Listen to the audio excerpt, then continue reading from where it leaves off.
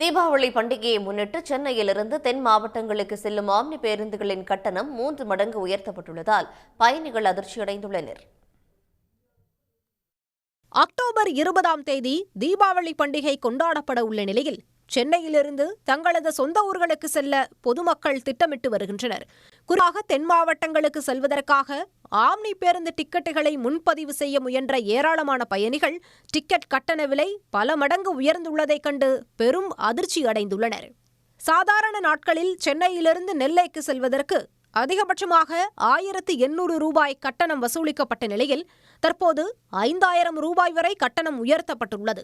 மதுரைக்கு அதிகபட்சமாக 4100 ரூபாயும், கோவைக்கு அதிகபட்சமாக 3000 ரூபாயும், நாகர்கோவிலுக்கு அதிகபட்சமாக 4400 ரூபாயும், திருச்சிக்கு அதிகபட்சமாக 3600 ரூபாயும் நிர்ணயிக்கப்பட்டுள்ளதாக கூறப்படுகிறது.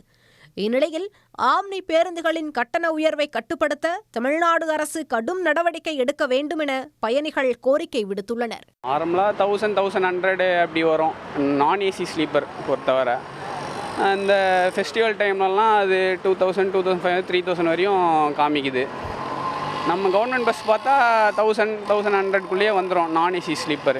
ஏசியை பற்றி தெரில நமக்கு, நம்ம அவ்வளோவா புக் பண்ணுறதில்ல. ஏசி இன்னும் கூட தான் வரும். இப்போது இங்கேருந்து சென்னையிலேருந்து பெங்களூர் போகிறதுக்கு டிக்கெட் புக் பண்ணேன். தீபாவளி சீசனால் கொஞ்சம் ரேட்லாம் அதிகமாக இருக்குது. கொஞ்சம் எங்களுக்கு மிடில் கிளாஸ் ஃபேமிலி போகிறதுனால கொஞ்சம் கஷ்டமாக இருக்குது. கொஞ்சம் ரேட்லாம் கொஞ்சம் நார்மலாக பண்ணிங்கன்னா கொஞ்சம் சப்போர்ட்டாக இருக்கும். இந்நிலையில் பயணிகளிடம் கூடுதல் கட்டணம் வசூலித்தால் அபராதம் விதித்து சட்ட நடவடிக்கையும் எடுக்கப்படும் என போக்குவரத்து துறை எச்சரித்துள்ளது. உடனுக்குடன் செய்திகளை தெரிந்து கொள்ள சன் நியூஸ் பெல் ஐகானை கிளிக் பண்ணுங்க.